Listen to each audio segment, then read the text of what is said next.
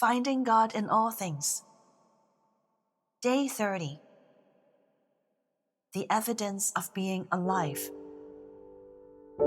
Yesterday, we talked about the importance of living in the present moment, which is the prerequisite for us to find God in all things.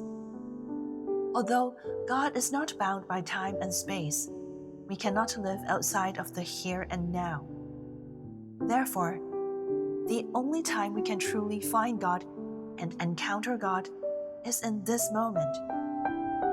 This concept is important for Christians who want to live in the present moment, and a reminder that we must keep in mind if we want to find God in all things. If you enjoy taking pictures, you may have had the following experience. When you were reviewing some photos taken during your travels, you were surprised to find that you were at a certain tourist attraction, but you have no recollection of it. This discovery can be quite startling. Did I really visit this place? I'm in the photo, but how could I not remember being there? Sounds familiar? We may find excuses for ourselves, saying that our memory is really poor. But it could be because in our efforts to capture beautiful memories through taking pictures, our so-called memories end up only existing in the photos, rather than in our minds and emotional experiences.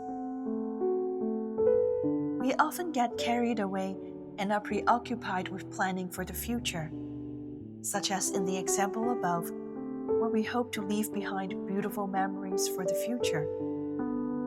Ironically, the busy modern lifestyle leaves us with very few opportunities to reminisce about the good times of the past. Even if we have such opportunities, our memories of the good times would be very vague, or even non-existent, because we were physically present but mentally absent at the time of taking photos or for other reasons. The purpose of photos is to help us remember and relive the good times of the past. But for those times that left no memories, the photos lose much of their value. The result is that we only have records, but no memories. If the entire experience is devoid of experience or content, what good memories are there to relive?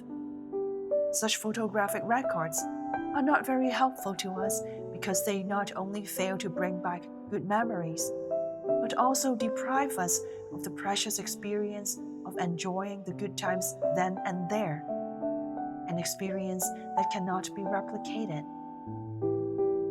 If our goal is to capture some beautiful photos, aren't there plenty of more beautiful photos on the internet?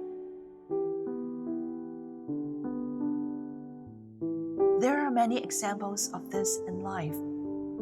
The most concerning area is not the relationship between people and events or places, but between people themselves. In the relationship between people, the most important recording is not the pictures, but the interaction between people at the moment, the eye contact, spiritual dialogue, and heart-to-heart connection.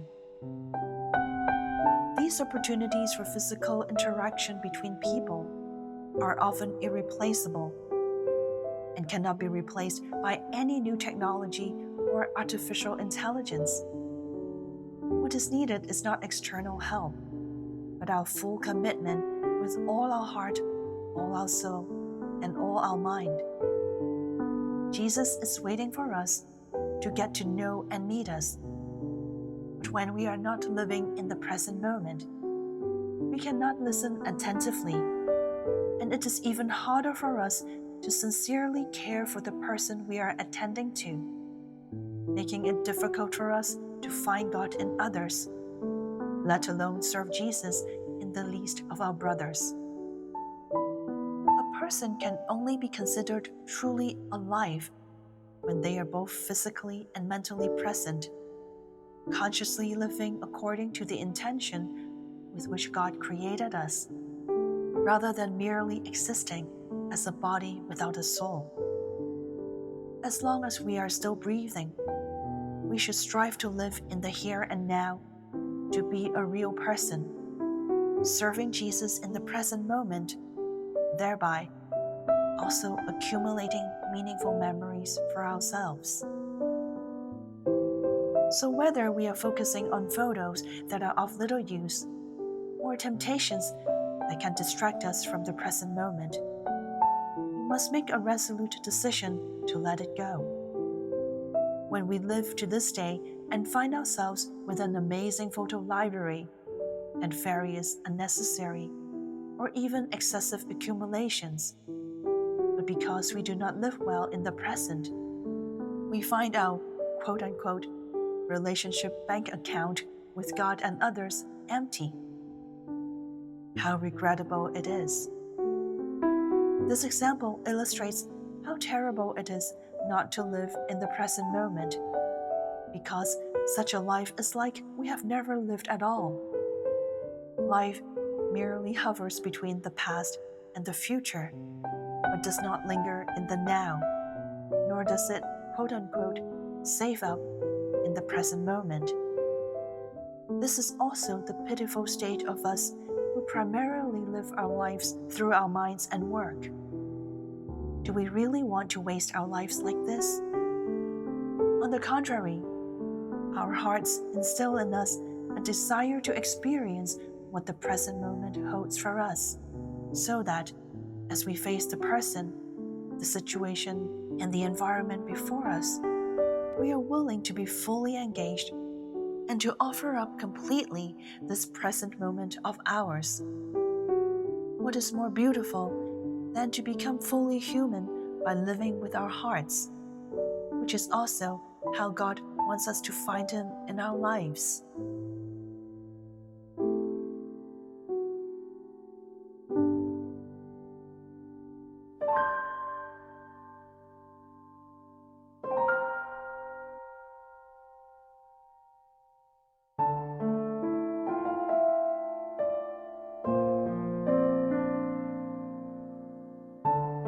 Have you ever made mistakes similar to the one mentioned in the meditation?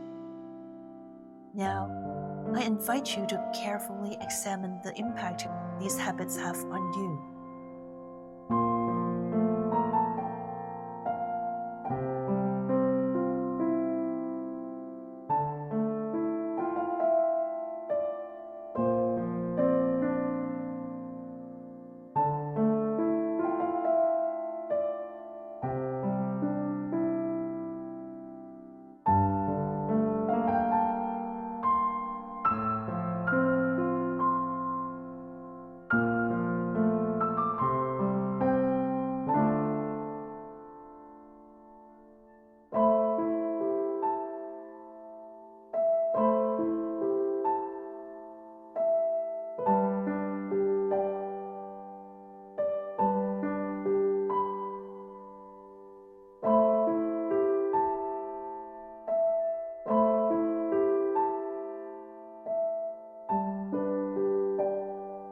When you interact with others, are you able to be fully present and fully engaged in the conversation with the person in front of you?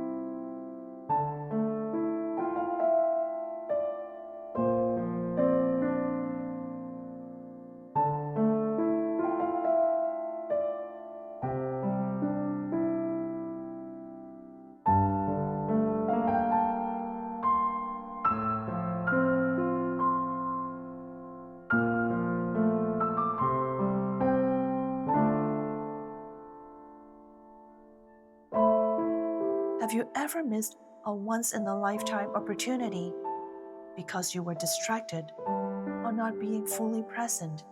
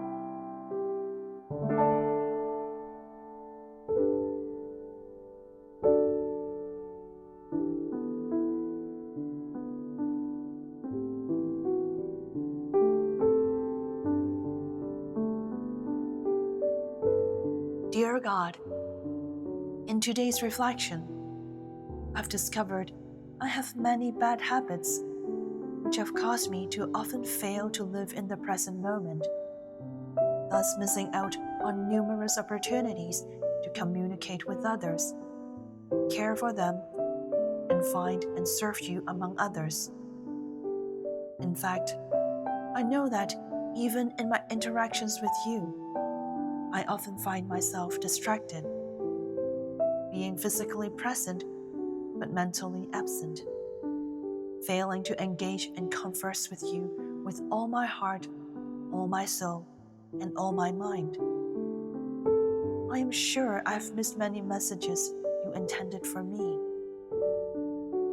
Please help me not to constantly focus only on my own concerns, and teach me to be like you, to be present and attentive to the people I love, and willing to sacrifice myself for those I love.